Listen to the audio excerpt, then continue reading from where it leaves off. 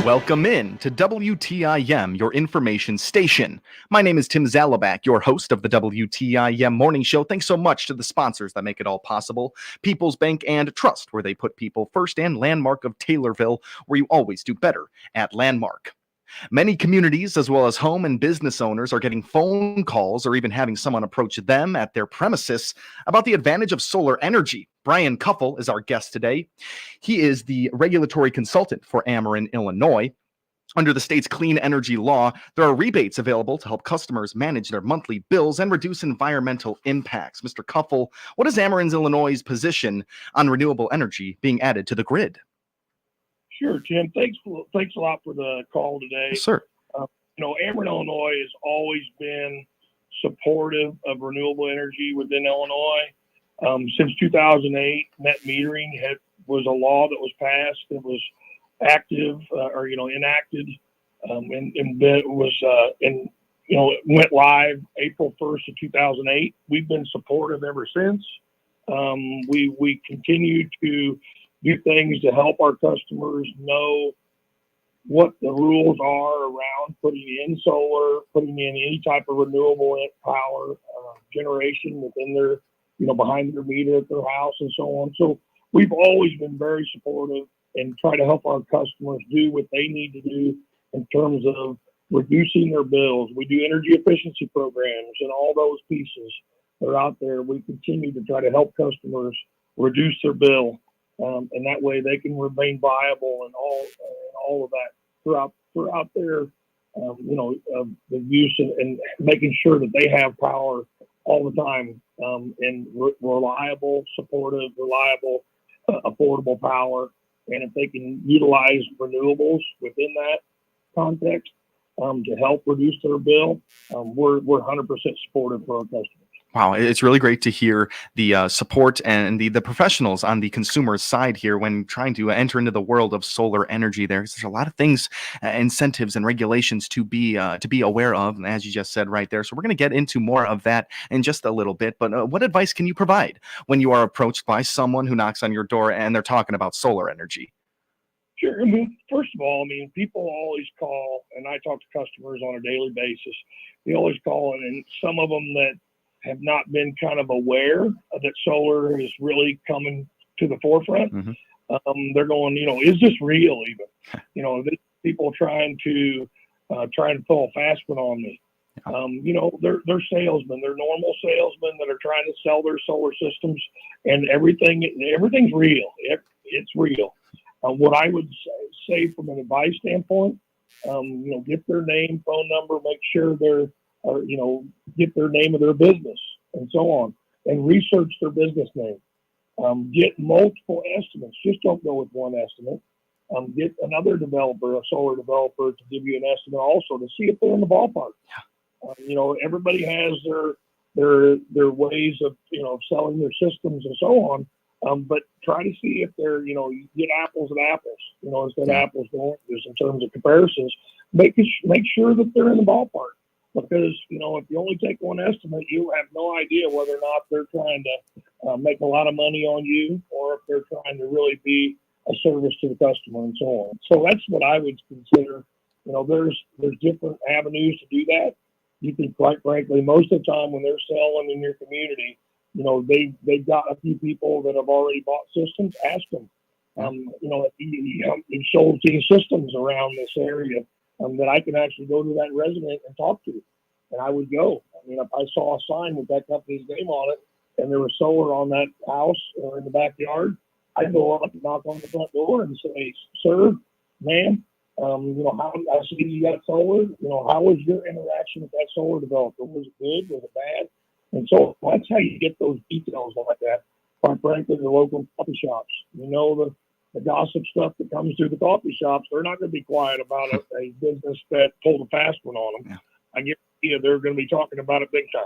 Yeah. And some of the avenues to do that. Okay. The skepticism for citizens out there, it's totally warranted. We hear a lot about scams, and when you hear a salesperson come up to your door and talk about you saving big money on solar, yeah, I can see the skepticism right there. But that's Brian Kuffel right there of Ameren, Illinois, a regulatory consultant, saying it is real and solar energy is becoming very popular as of right now. Let's kind of learn a little bit more about it because I've always wondered this. How does solar panels actually capture the sun and then convert it to the customer's home or business? And then we always wonder about the reliability of this because there's not always sun out there. So kind of take us through this. Sure. I mean, what happens is the panels themselves, absorb the sun. If the sun is up, no matter what, even if it's cloudy, if the sun is up, those panels themselves will take the sun and convert it to power. Okay. Now, obviously, if it's a cloudy day, if it's dark, gloomy, we're not going to produce as efficiently as they are when the sun's out, where there's not a cloud in the sky. And if it's, indirect, that's why a lot of times, like the big solar farms actually have them on a tilt basis where the panels themselves actually tilt and follow the sun, because the more direct it is, the better production it is, production of that power. What happens is it produces in DC, then it goes through an inverter, which converts it from DC to AC, the alternating current, and the alternating current is that 60 hertz waves that you would use in your house. But just like your outlets within your house, that is an AC current. So on is 60 hertz waves. And that's essentially, so we do that through the inverter. Then it goes through an AC safety disconnect that you have to have out there for Ameren or emergency personnel to operate in case something's going wrong with the system. They can actually to turn it off. And what happens is if the Ameren power from the grid, if there's not power to the one side, the AC side of that inverter, it will not convert that DC power to AC because it doesn't have anything on that other side of it. So that's kind of our fail-safe in terms, it's a UL 1741 IEEE 47 rating of that inverter that says that it has to be synchronized to something. If there's nothing on the other side of it, then there's no way to synchronize it to it. And that's kind of what we do within our witness test. We kind of simulate a power outage because we don't want you to produce power and move it through and possibly go out to the grid. If our guys are, during a storm situation, our guys are out there working on the lines to restore power to everybody in the community. And we don't want that. We don't want any injuries to our employees. We don't want any injuries to the customers or anybody else that's out there. Absolutely not. And that description right there really is making things a little bit more clear. Now, the question is reliability. We're talking power outages and severe weather. Can these solar panels act as a kind of a backup generator? Well, the simple answer is no. Okay. What I said in terms of, it has to have power on the other side of that inverter for it to let that production go through. Now, there's two ways essentially that you could on the more complex type of systems. If you had a whole house transfer switch that totally transferred your house off of the grid totally, that transfer switch could talk to the inverter and say, hey, I don't need to be synchronized anymore. Just create a 60 hertz wave and let me use it within the house because you're totally off of the grid. Okay, so it will, but you have to have a whole house transfer switch. And sometimes they're automated, sometimes they're manual. The other piece is you could utilize the solar to utilize batteries with it. Okay, then you could utilize the batteries as an output source during times where the power is out. So you could combine things with the solar, add the battery storage, and then utilize that as an output to power up your home and certain times where maybe the power's out for a couple hours, you'll be able to use those batteries for output. So that's another couple avenues there to be able to utilize it in a more complex way. Absolutely. We're learning all about solar energy and the benefits, the regulations, and everything involved here with the growing popularity of solar energy with Brian Kuffel with Ameren, Illinois, regulatory consultant. We're going to hear more from him and a whole lot more information when we come back from the break. My name is Tim Zalabak, your host of the WTIM Morning Show. Thanks so much to the sponsors that make it possible, People's Bank and Trust, where they put people first, and Landmark of Taylorville, where you always do better at Landmark. We'll be right back here on WTIM, your information station. Your information station, WTIM. AGCO is proud to launch PTX, a new leading brand that combines precision ag technologies from Precision Planting and PTX Trimble. The alignment of these brands supports farmers, dealers, and OEMs globally. PTX Trimble and Precision Planting understand the challenges of farming. That's why they designed solutions to help you implement technology and automation on your farm. They knew there was a better way, so they're building it together. With a combined set of products from Precision Planting and PTX Trimble, there are now precision ag technologies to touch all brands, equipment types, and farms. PTX spans the entire crop cycle, from land prep to planting, spraying to harvesting, and each pass in between. Innovative brands you trust, powerfully simple, seamlessly compatible. PTX. Visit ptxag.com to learn more. Taylor Real Estate's assisted living encourages independence and enriches lives. Have your own apartment and enjoy 3 home-cooked meals a day. Socialize with friends and ride the bus to many local activities. The Taylor Real Estate's assisted living residents are like family, and they'd like you to join them. Book a tour with Administrator Tony Clark to get your name on the waiting list by calling 824-2222. That's 824-2222. Taylor Real Estate's assisted living, encouraging independence, enriching lives. There's only one Central Illinois radio station that brings you the memories of the 60s and early 70s as you are cruising down the streets of your hometown. The dial position is 98.3 FM. The station is 98.3 WSVZ. From Macon to Vandalia and I-55 to I-57, cruising 98.3 plays the hits from early Elvis in the 60s to the British invasion of the Beatles, Herman's Hermits, and many more from the 1960s. Then we swing into the early half of the 1970s with artists like the Guess Who, the Doobie Brothers, and Elton John. Every song brings back something you remember about growing up. Set a button and crank up the station, playing good time rock and roll from the Tower of Power, cruising 98.3 WSVZ.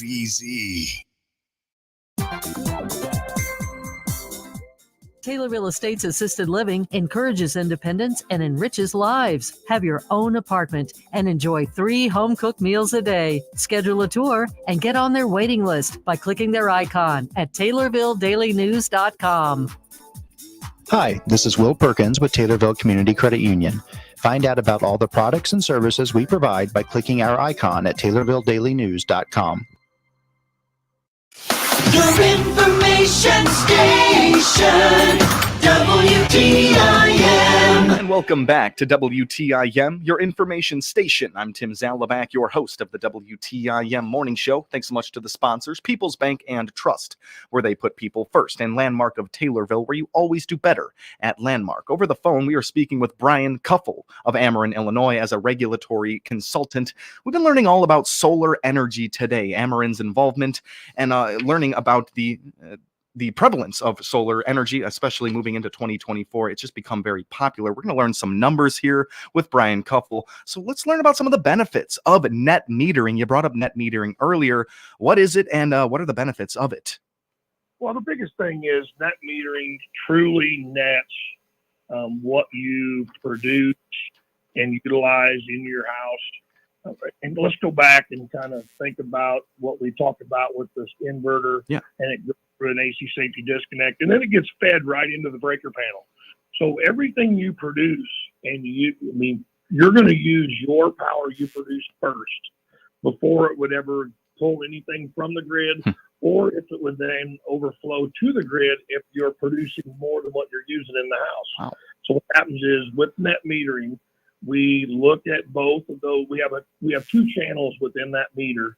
One of the channels is measuring the power you're getting from the grid, like at nighttime when you're not producing anything.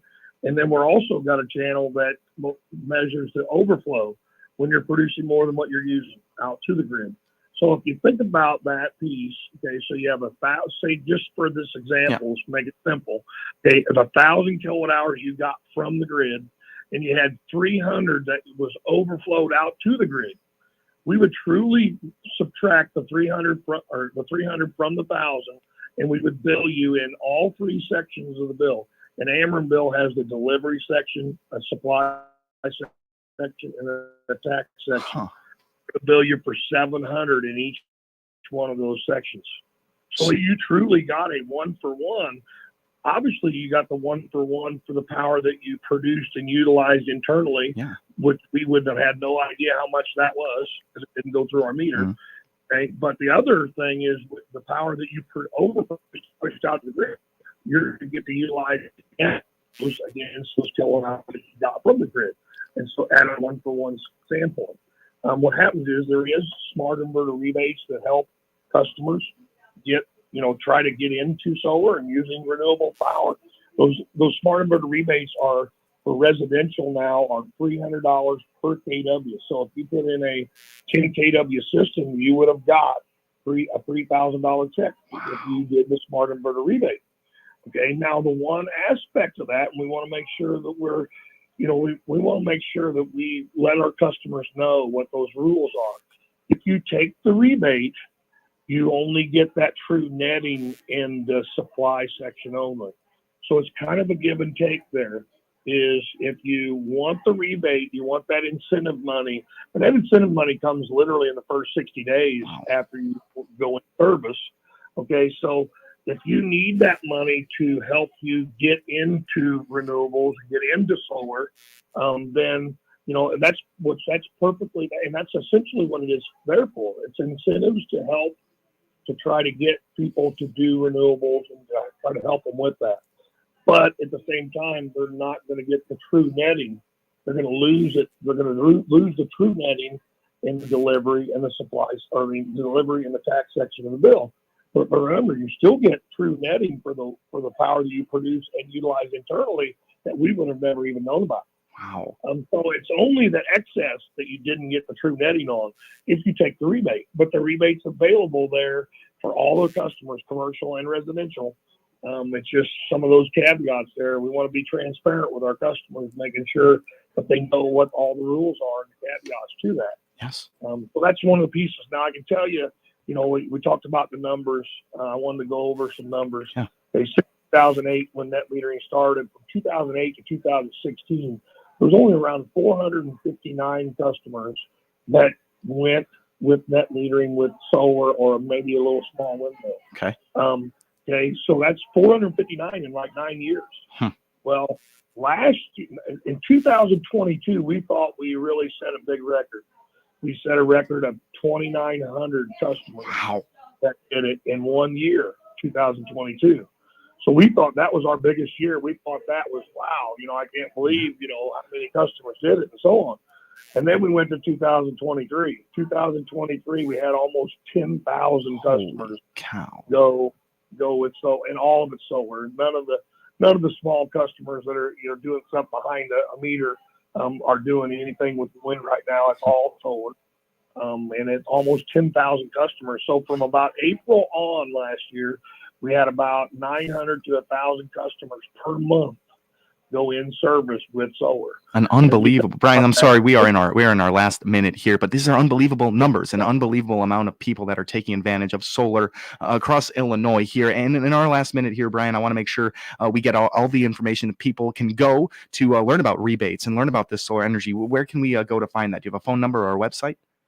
Yeah, the website, www.amerenillinois.com.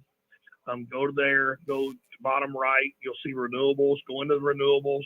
There's also then when you go in there, you'll see a title of rebates title page. but on the right there's a developer page. Now go into that developer page and look at all the documents that are in there underneath some of those pieces, and just click on a lot of that stuff. Also, if you want to find out some things about these developers, go to Illinois Shines. Illinois Shines is a state website, state of Illinois website that helps. It's a consumer advocacy website that kind of helps you navigate to make sure that developer is an okay developer and so on. Perfect. Thank you. Thank you for all of that, Mr. Brian Cuffle, and thank you for taking the time being here with us today. No problem, Jim. Thank you very much. Without a doubt. That was Brian Cuffle of Ameren, Illinois, a regulatory consultant. Learned all about solar energy today and all the regulations involved. Go to AmerenIllinois.com to find out more. I've been Tim Zalabak here on WTIM, your information station. Rising 0.4% from February to March. 5 months in jail, the sentence for former Trump organization.